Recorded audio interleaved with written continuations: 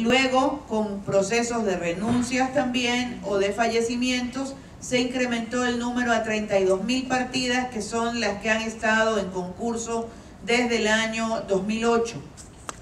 De esas 32.000 partidas se han ocupado 16.000 con maestros ganadores de concursos. Hoy tenemos una cantidad grande de partidas que están vacantes y que deben seguirse llenando a través de concursos de mérito y oposición. ¿A quiénes estamos dirigiendo el plan retorno y quiénes serían los beneficiarios?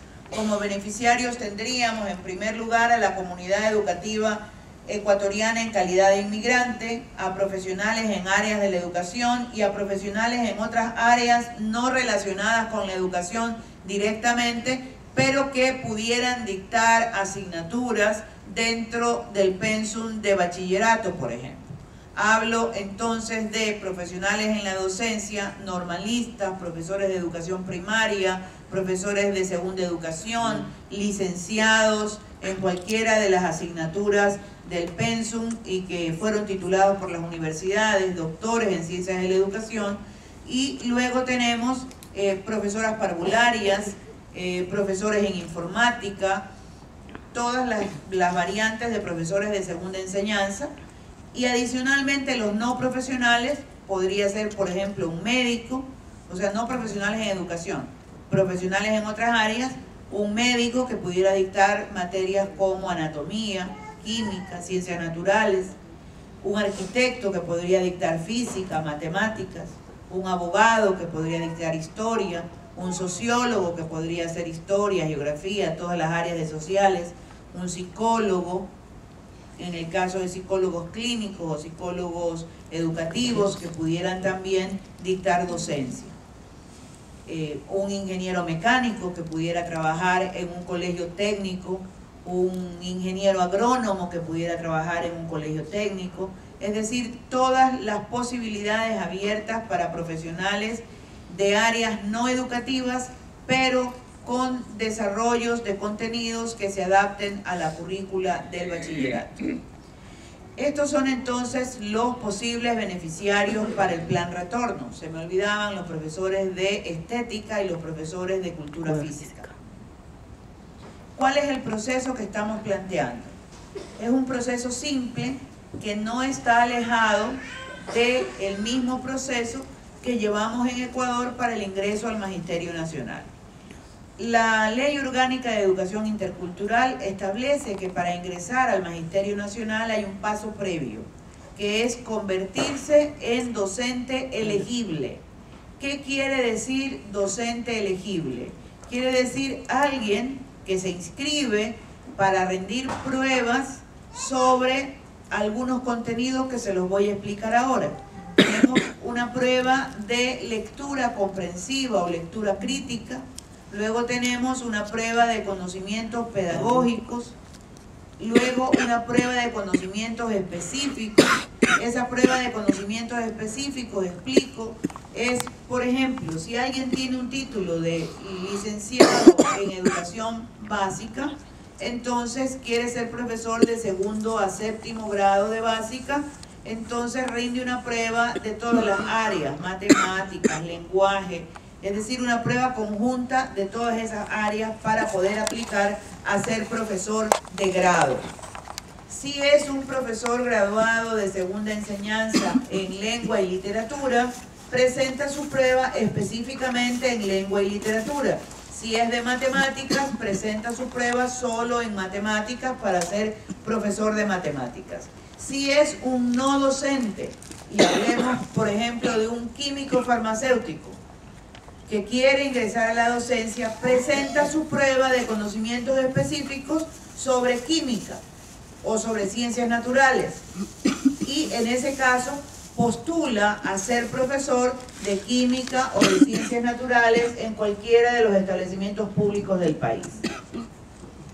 Entonces, estas pruebas de elegibilidad son la prueba de lectura comprensiva o lectura crítica, la prueba de conocimientos pedagógicos, la prueba de conocimientos específicos y una prueba psicométrica que tiene que ver con aspectos de la personalidad del postulante, es decir, con aspectos de la personalidad del que aspira a ser docente, con el propósito de determinar que no hayan conductas a lo mejor inconvenientes o incompatibles con el desarrollo de la docencia. Les explico por qué decidimos poner una prueba psicométrica. La sociedad en la que vivimos genera una serie de problemáticas y todos los seres humanos, ninguno de nosotros está exento en un momento determinado de tener problemas de conducta, es decir, una agresividad manifiesta, algún problema de neurosis no controlada, algún problema de psicosis. En algunos casos nos hemos encontrado ya con docentes en ejercicio que tienen severos problemas hasta de esquizofrenia. Entonces, la prueba psicométrica lo que hace es revelar si en un momento determinado alguien, algún docente o aspirante a docente, pudiera tener algún tipo de rasgo en su personalidad que lo haga proclive a alguna de estas enfermedades. Luego de que se rinden las pruebas de conocimientos específicos, de lectura, psicométricas, etc., el docente obtiene la categoría de elegible una vez que aprueba con el 70% esos exámenes. Debe obtener allí un puntaje. ¿Qué es lo que le decimos a los maestros migrantes? Actualmente esas pruebas se receptan en el Ecuador para los docentes.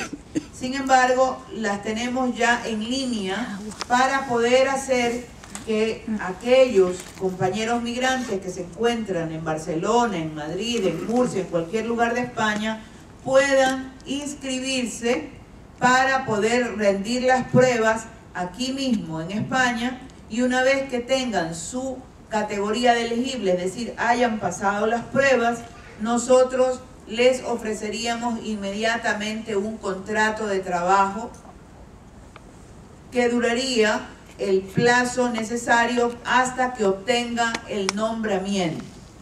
El concurso de méritos y oposición estima entonces una primera parte que es convertirse en docente elegible, una segunda parte que ya tendría que hacerse en Ecuador y que es dictar una clase demostrativa en un establecimiento educativo a donde se piensa ir a trabajar.